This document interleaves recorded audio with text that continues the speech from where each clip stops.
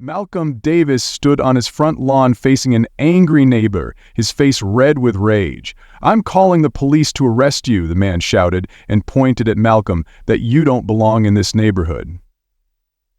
As we reflect on this real-life story, subscribe and don't forget to turn on the notification bell for more daily stories to hear. Hit the subscribe button and let us know in the comments where you're watching the story from. We'd love to hear from you.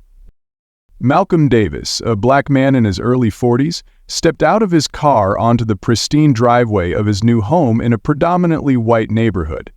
The colonial-style house, framed by neatly trimmed lawns and tree-lined streets, was a symbol of years of hard work and determination.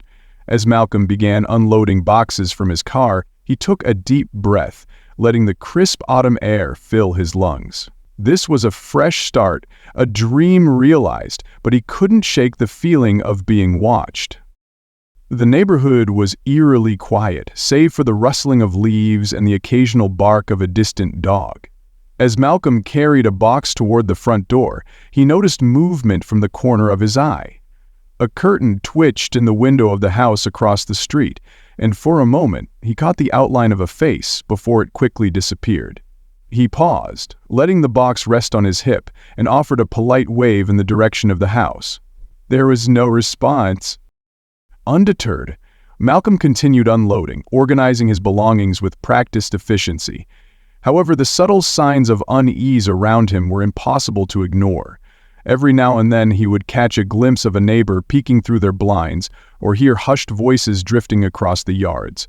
Despite their efforts to appear discreet, their curiosity and perhaps suspicion was palpable. Malcolm understood the unspoken message these actions conveyed. He had done his research before moving here and knew that black residents made up less than 5% of the population in this affluent community. Still, he had hoped that his arrival would be met with cautious friendliness rather than silent judgment. As the day wore on, Malcolm maintained his focus, refusing to let the watchful eyes of his new neighbors rattle him. By sunset, he had carried the last box inside. Standing on the front porch, he surveyed the quiet street, his resolve firm. This house was more than just a place to live. It was proof that he belonged, no matter what anyone thought. Tomorrow would bring new challenges, but for tonight, Malcolm allowed himself to feel a quiet sense of accomplishment. Across the street, Walter Morgan paced nervously in his living room, glancing repeatedly through the blinds at the unfamiliar man unloading boxes from a car parked in the driveway of the previously empty house. The sight of Malcolm Davis, who had just moved into the neighborhood, stirred a wave of unease in Walter. He couldn't pinpoint exactly what it was about Malcolm that unsettled him, but his presence felt out of place in this quiet, predominantly white community. Walter's thoughts raced, his mind searching for a justification for his discomfort. After several moments of internal debate, Walter grabbed his phone and dialed 911. When the operator answered, he wasted no time expressing his concerns. "There's a suspicious man across the street," Walter said, his voice tight with anxiety. "He's been carrying boxes into the house all afternoon, and I'm not sure he belongs here." The operator, maintaining a professional tone, pressed for more details. "What specifically makes you think this person is suspicious, sir?" she asked. Walter hesitated, realizing his reasoning was flimsy at best. "Well, he doesn't look like anyone who lives around here," he stammered, his voice growing defensive. "This is a quiet neighborhood. We don't get many new people moving in. And The operator, detecting the vague nature of Walter's claims, probed further. "Sir, has this person done anything illegal or threatening? Have you observed any signs of a break-in or criminal activity?" Walter shifted uncomfortably, his gaze fixed on Malcolm as he calmly carried another box into the house. "No, not exactly," Walter admitted reluctantly. "But shouldn't someone check to make sure he's supposed to be there?" The operator sighed audibly, recognizing the underlying bias in Walter's assumptions. "Moving into a home isn't a crime, sir," she replied firmly. "Without any evidence of wrongdoing, we can't question someone's right to be in their neighborhood." Walter, unwilling to let his concerns go unaddressed, persisted. For the safety of the community, can't you just send someone to verify? After a pause, the operator agreed to dispatch a unit, though her tone carried a hint of reluctance. As Walter hung up the phone, a mix of relief and unease settled over him. Peering out the window once more, he watched as flashing lights approached, unsure of what the officers would find, but determined that his actions were justified in the name of protecting his community. The sound of sirens echoed down the quiet street, their flashing lights reflecting off the houses as a police cruiser pulled up in front of Malcolm Davis's new home. Inside, Malcolm had been unpacking a box of kitchen utensils when he noticed the commotion. Setting the box down, he stepped onto his porch, a mix of frustration and resignation settling over him. He had experienced moments like this before and knew how important it was to remain calm. Two officers exited the cruiser, their expressions a blend of caution and curiosity. Malcolm straightened his posture, keeping his hands visible and his demeanor composed. The taller officer spoke first, his hand resting on his belt. "Good evening, sir. We received a call about suspicious activity in this area. Mind if we ask you a few questions?" Malcolm nodded, his voice steady but firm. "Of course, officers. How can I help you?" The shorter officer, his gaze scrutinizing, asked, "Can you tell us what you're doing here?" Malcolm let out a slow breath, willing himself to stay patient. "I live here," he explained. "I just moved in today." The officers exchanged a glance, their skepticism evident. Before they could respond further, Malcolm reached into his pocket slowly and deliberately, pulling out his wallet. "Here's my ID," he said, offering it to the taller officer. "This should clear up any misunderstanding." The officer took the ID and examined it, his eyes widening slightly as he read the name and title. Malcolm remained composed, watching as recognition began to dawn. Though the situation was tense, he knew this was only the beginning of the conversation, and perhaps an opportunity for change. As the taller officer scanned Malcolm Davis's ID, his expression shifted from skepticism to disbelief. He blinked, then looked back at Malcolm with wide eyes. "You're Chief Davis," he stammered, his voice tinged with surprise. Malcolm nodded, a faint smile forming at the corners of his mouth. "That's right," he said calmly. "I'm the new police chief for this district. I officially start next week, but I wanted to get settled in beforehand." The weight of his words hit like a thunderclap.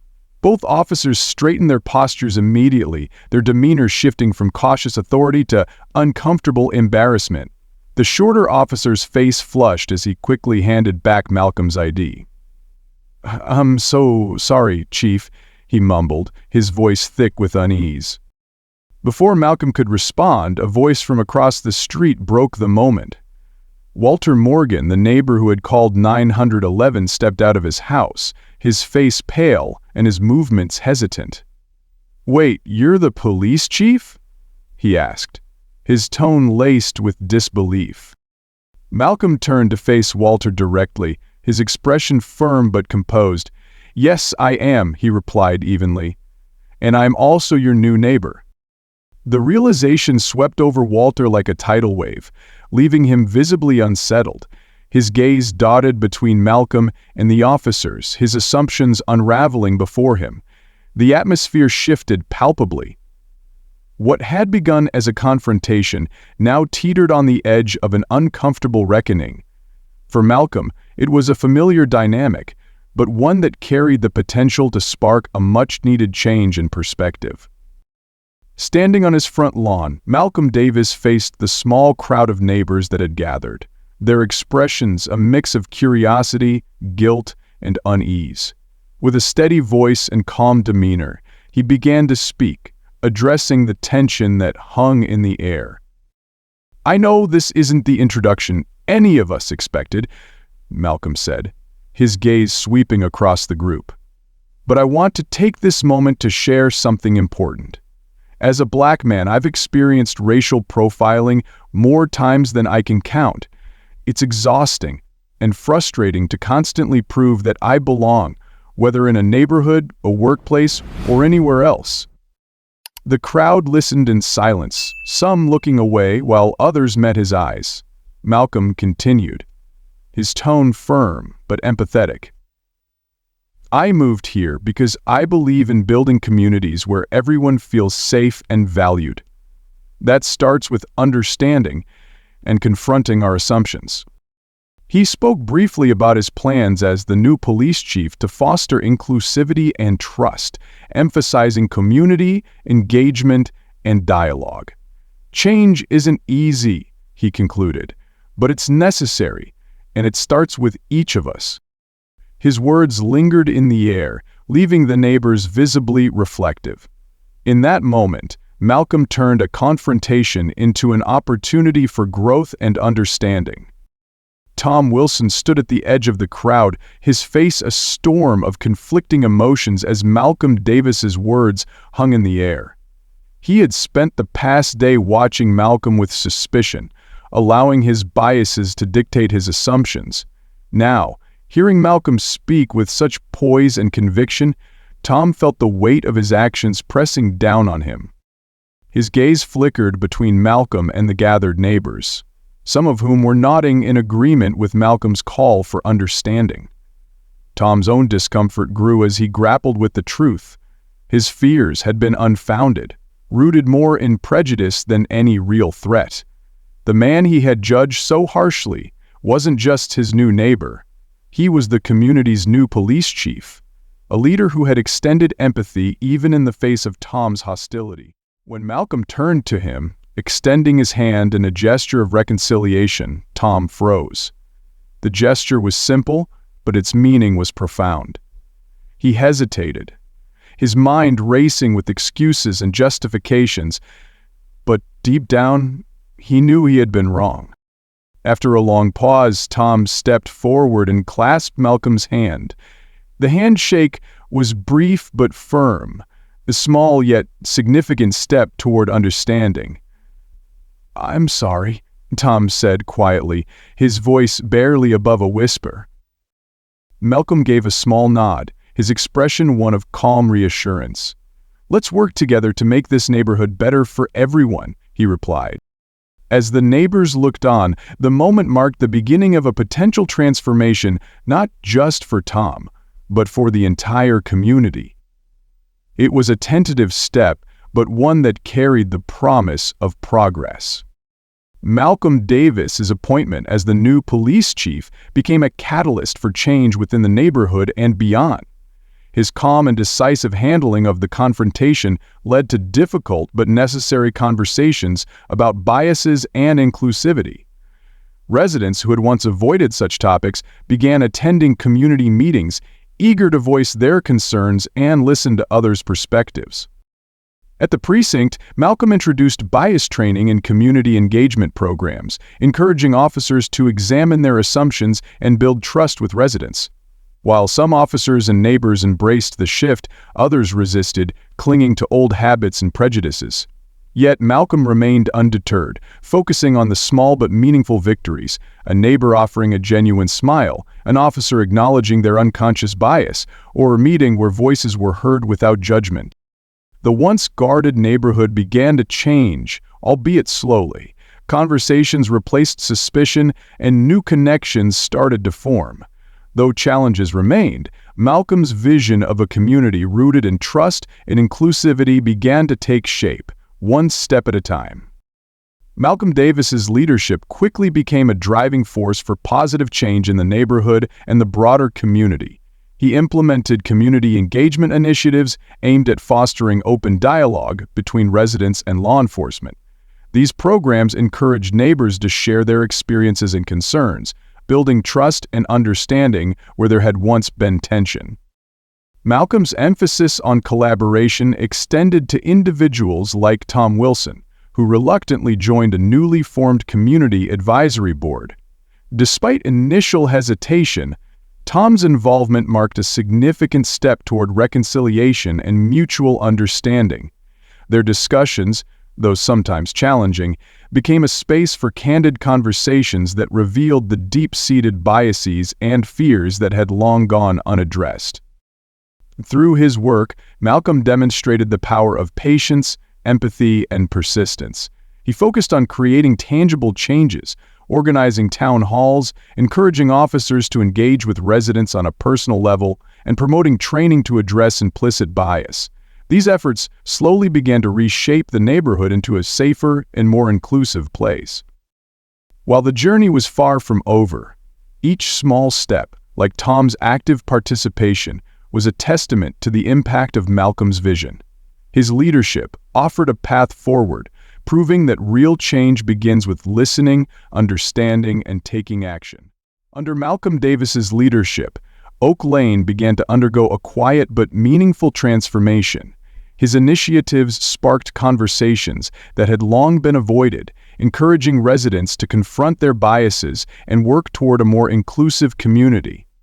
Neighbors who once viewed each other with suspicion started to engage in genuine dialogue, and the local police force began adopting practices that prioritized trust and understanding. However, the road to change was not without its challenges. Old habits and prejudices lingered in some corners of the community, and not everyone welcomed the shifts. Malcolm, undeterred, continued to lead by example, demonstrating patience and empathy even in the face of resistance. He believed in the power of small victories, each shared story, each meaningful handshake, and each step toward understanding was a move in the right direction. Malcolm's story became a testament to the importance of education and persistence in overcoming prejudice. It showed that change, while slow and difficult, is possible when individuals are willing to listen, learn, and act. As Oak Lane gradually transformed, it stood as a hopeful reminder that strong, united communities are built through empathy, open-mindedness, and the courage to confront uncomfortable truths. This story is a powerful reminder of how empathy, understanding, and persistence can spark meaningful change in our communities. It challenges us all to confront biases and work toward creating neighborhoods where everyone feels safe, valued, and included. But the journey toward justice and inclusivity doesn't end here. It's a path we must walk together. If you believe in the importance of these stories and the lessons they bring, join our growing community. By subscribing, you become part of a movement that values justice, empathy, and real-world change. Together, we can amplify voices that need to be heard, need to be fed, and foster conversations that make a difference. Don't just watch, be a part of the transformation. Hit the subscribe button and turn on notifications to receive more impactful stories daily. Let's continue to learn, grow, and take steps toward building a world that reflects the values of compassion and equality. Together, we can make every story count. Join us, and let's keep the momentum going for better tomorrow.